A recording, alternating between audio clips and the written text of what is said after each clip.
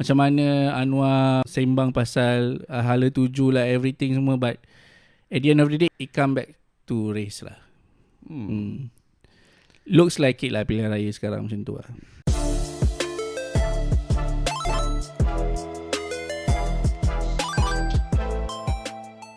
Hello guys, welcome to Mad Bros Podcast. Today's episode 2. I'm Eden and I'm Hidayat. today we're going to talk about so many things. We're going to talk about PRN. Recently, yeah. we did have a PRN 2 days ago, 12th of August. Pilihan Raya Negeri. And second of all, we are going to talk about our experiences. Our experience as a medical officer dekat hospital lama, and then we can talk about other things, etc.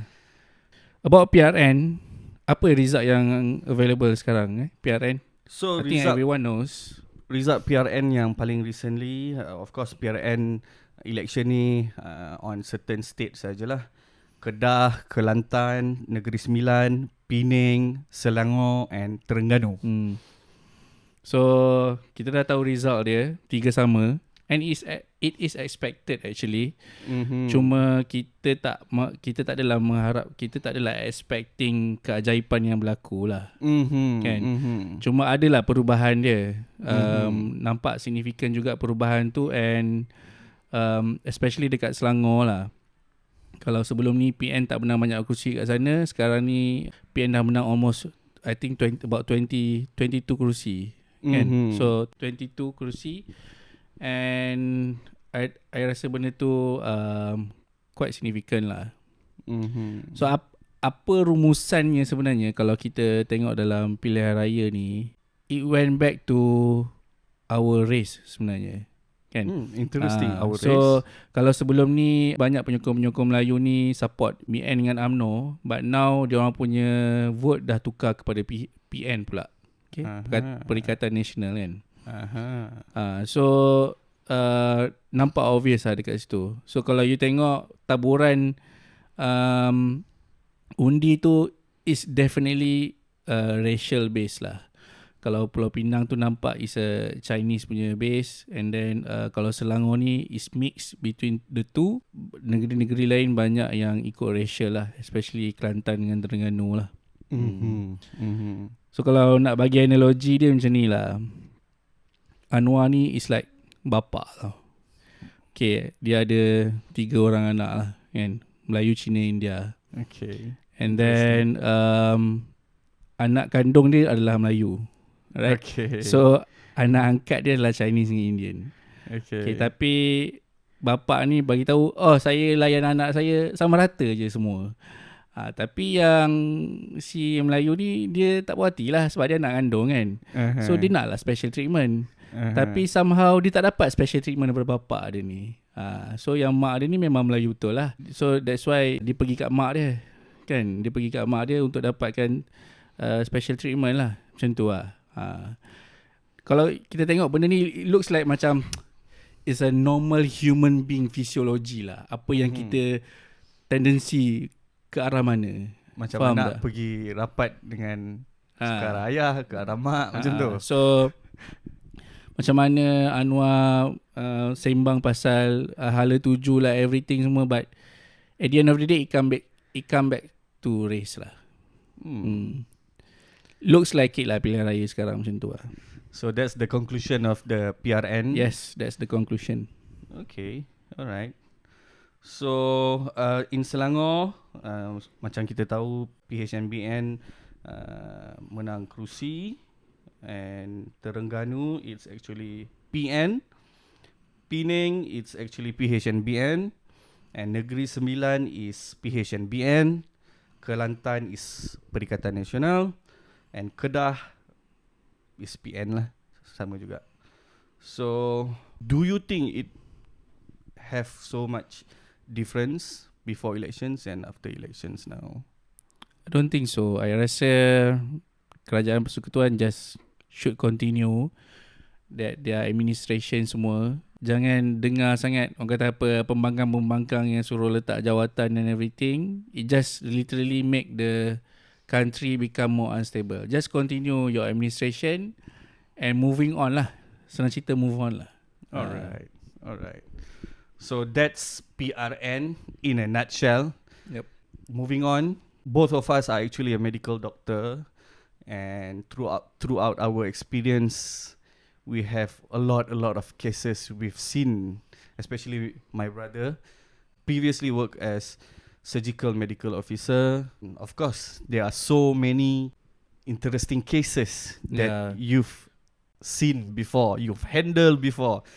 Personally, I've heard a lot from my brother because we always like talk with each other whenever we see any interesting cases, you know, like even back then I would ask for his advice and he would tell me a lot of stories, especially in surgical department. Yeah. So do you have any interesting experience back then when you are working? Ada banyak. Adalah quite a few cases yang I rasa until now I remember lah. Sebab susah nak lupa kan. I think there's one patient nama dia Sabahan. Dia kena industrial injury. What do you mean by industrial injury? Industrial injury, dia tengah kerja something like that. Okay. And then ada satu pipe besi.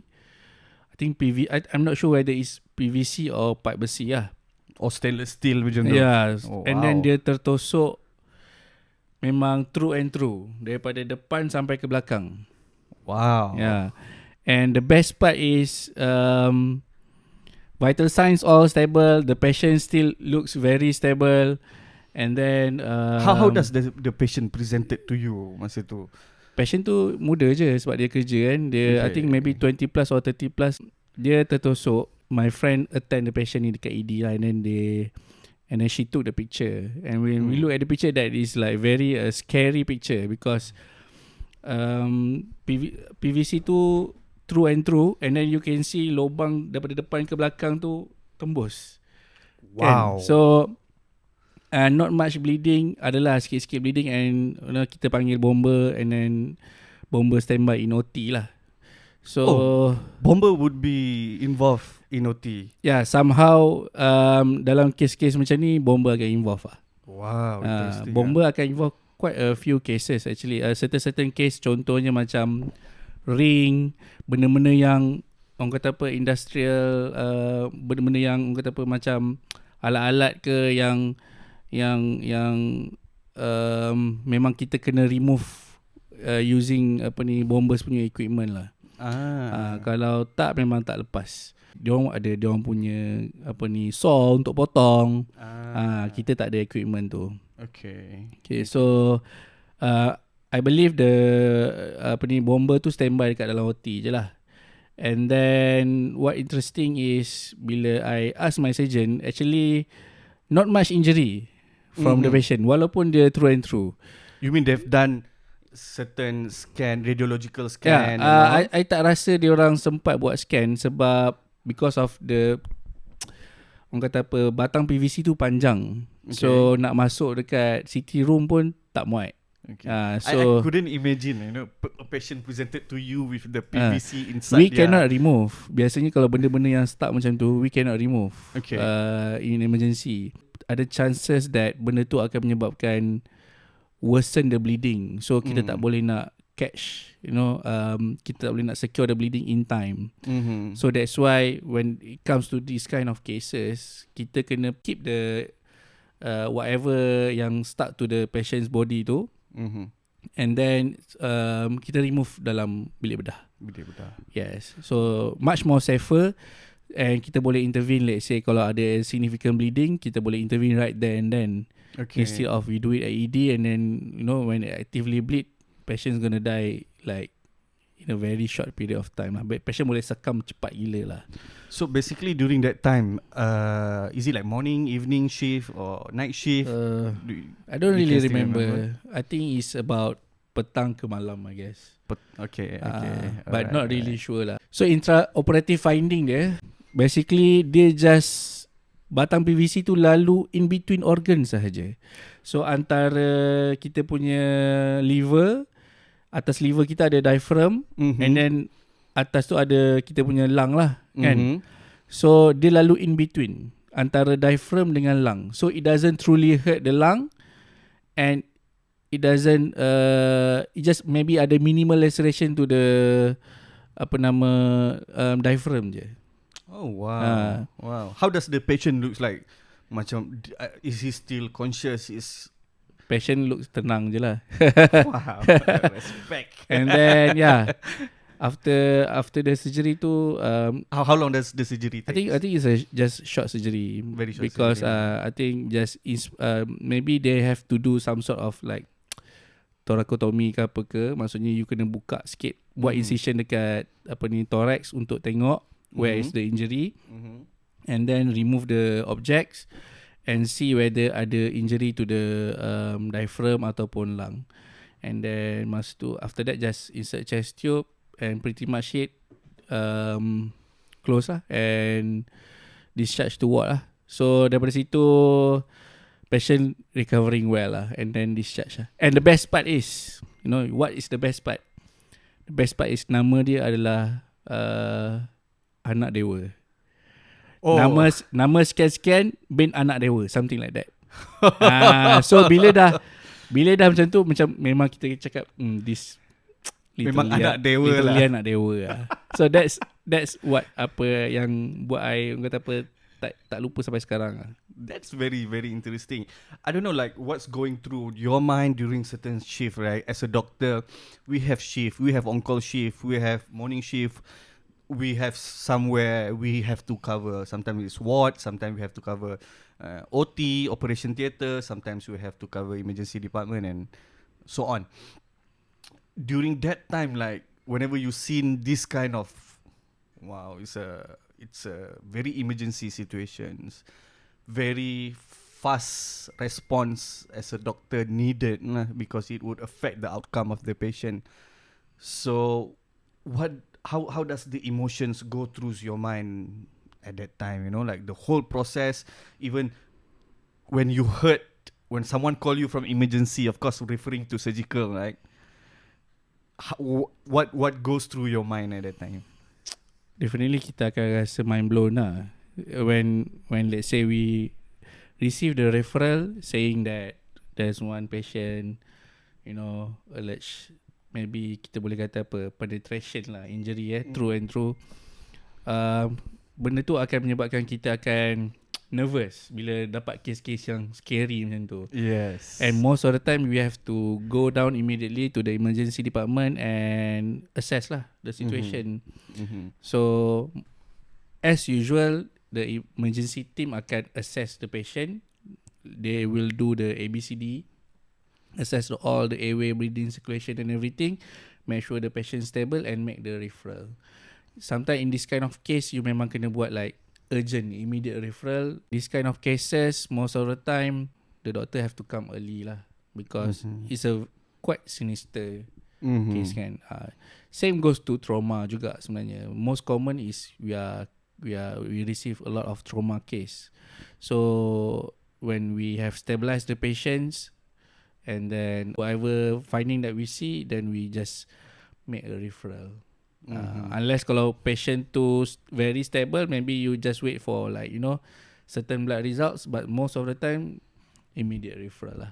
So this is an interesting case, right? That you seen someone have a penetrative injuries, but when you go seeing the patient, the vital sign, the blood pressure. So what, for audience that doesn't know about like the process, some of medical words, vital signs. So vital signs would include blood pressure, heart rate, our oxygen, we call it SpO2. You told me that their vital signs is okay. They don't have any shock to their body. Is that Yeah, what happened? basically no evidence of blood loss So wow. Two and through penetrative injury. Yeah, Stable and patient. very stable. Orang asli ke? Sabahan kot. Sabahan. I think Sabahan. And then that's one case lah. Another case I rasa maybe some of medical officer used to see, but I don't usually experience this kind of cases lah, which is penile fracture. Have you heard about penile fracture? Oh wow. Yeah. Of course I've heard, but never really experienced it, never really heard any doctors talking about it. Penile fracture. Yeah, fracture usually is very commonly associated dengan bone fracture kan. But ada certain situation yang it's not truly bone, and for this situation is a penile fracture. Penis as we know is boneless. Yeah. Kan, when we have erections, that's become orang kata apa, hard lah. So that's the problem actually. That's the situation whereby hilangnya integrity penile muscle tu semasa erection. Contohnya bila let's say you orang kata apa, masa tengah time erection tu, and then suddenly you zip seluar kan, and then it causing deformity dekat you punya penile tu. So bila nampak deform tu, and it cause severe pain lah. So kalau dalam urology, this is one of the emergency case lah. Sebab kita ada saluran kencing kan dekat situ, urethra. Wow.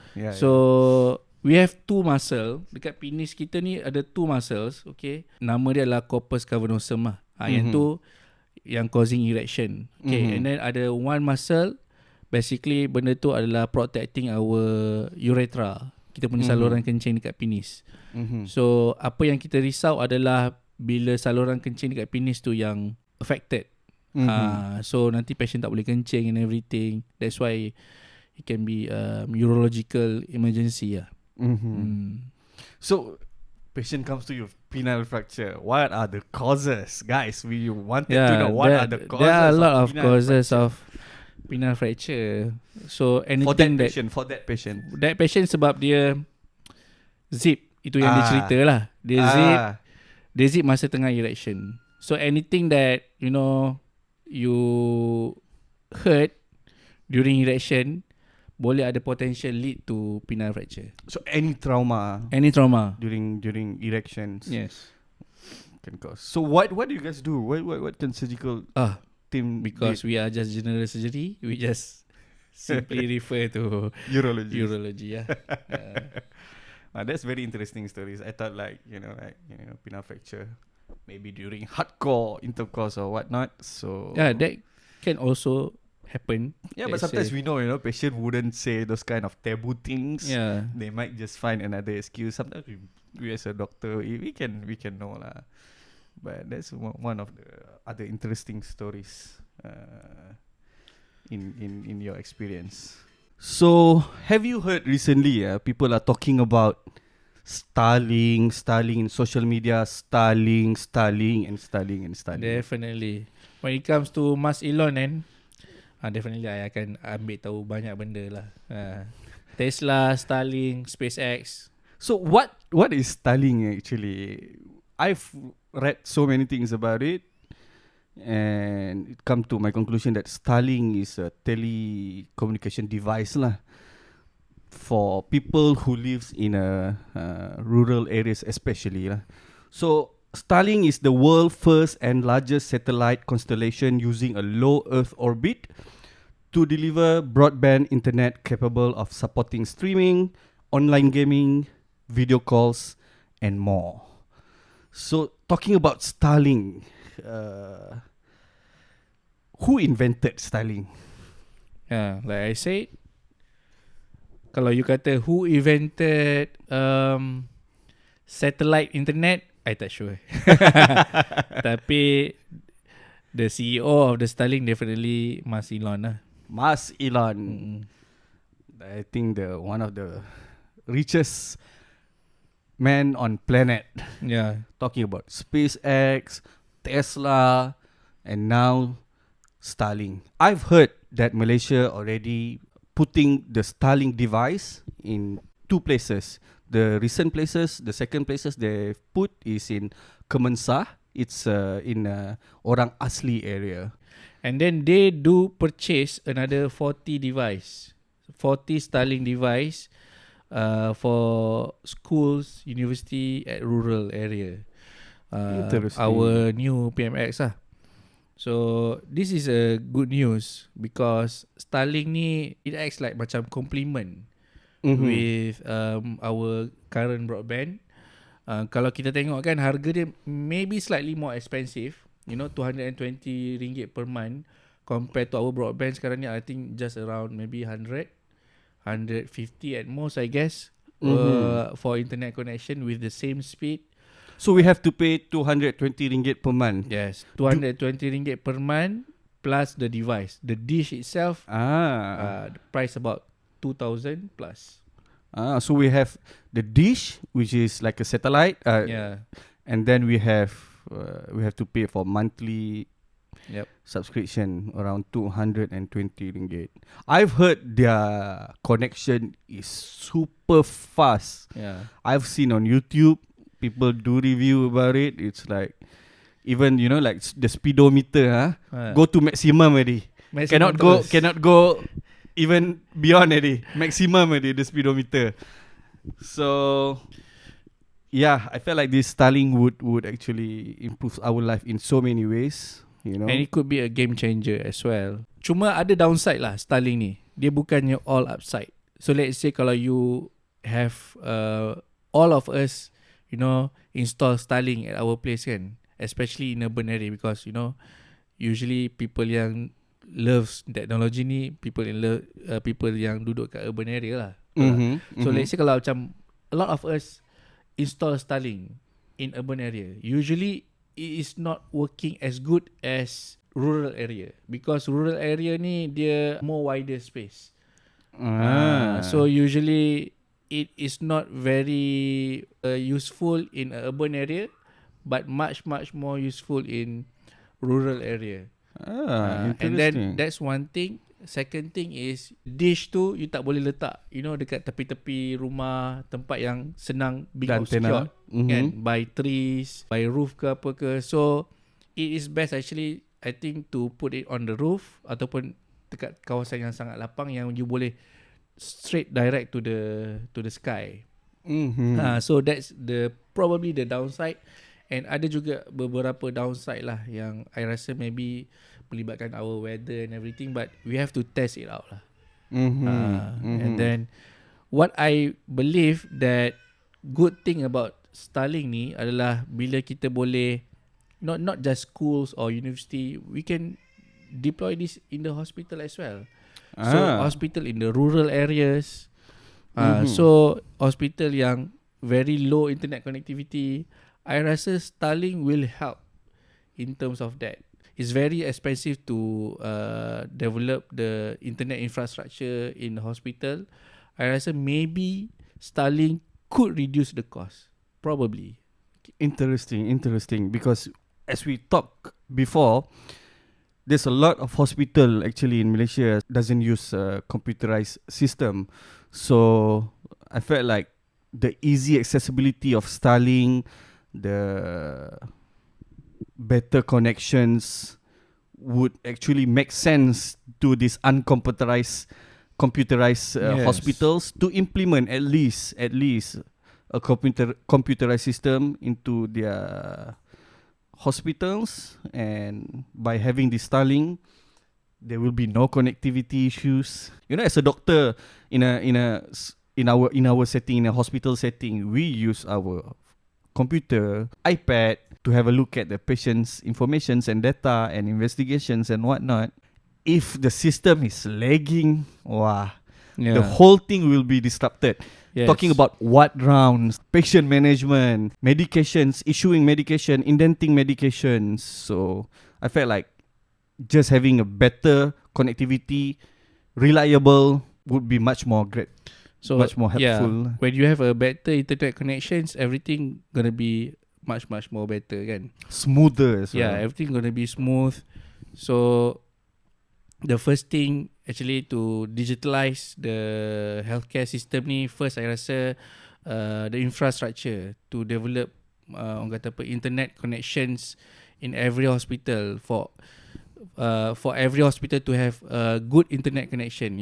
To develop that kind of infrastructure, it might be costly, but I believe with the coming of Starlink ni, it probably can expedite and reduce the cost lah. So dia akan jadi more cost efficient lah, kan? Betul tak? Yes.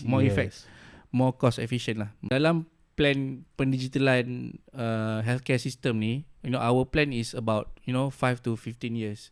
So let's say bila kita improve our internet infrastructure in every hospital, this can be expedite, maybe much lesser, 2 to 3 years, 3 to 4 years, if we are truly serious lah. Interesting.